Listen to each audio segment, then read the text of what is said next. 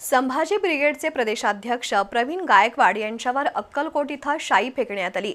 तसंच गायकवाड यांना धक्काबुक्की करण्यात आली। त्याचे पडसाद उमटतायत। गायकवाड यांना टार्गेट करणाऱ्या समाजकंटकांवर कारवाई करावी अशी मागणी शिरोळ तालुक्यातील सामाजिक संघटनांच्या वतीने करण्यात आली आहे। याबाबतचं निवेदन तहसीलदारांना देण्यात आलं। सोलापूर जिल्ह्यातील अक्कलकोट इथं संभाजी ब्रिगेडचे प्रदेशाध्यक्ष प्रवीण गायकवाड यांच्या चेहऱ्याला शाई फासण्यात आली।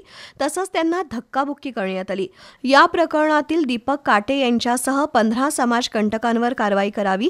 गायकवाड यांच्या विरुद्ध षडयंत्र रचणाऱ्या सूत्रधारांचा शोध घ्यावा अशी मागणी शिरोळ तालुक्यातील विविध सामाजिक संघटनांच्या वतीने करण्यात आली आहे। मागणीचं निवेदन शिरोळचे तहसीलदार अनिलकुमार हेळकर यांना देण्यात आलं। यावेळी सागर धनवडे, महिपती धनाजी चुडमुंगे, चंद्रकांत जाधव, अजय भोसले, बाबासाहेब नदाफ, विकास पाटील यांच्यासह विविध पक्ष संघटनांचे पदाधिकारी उपस्थित होते।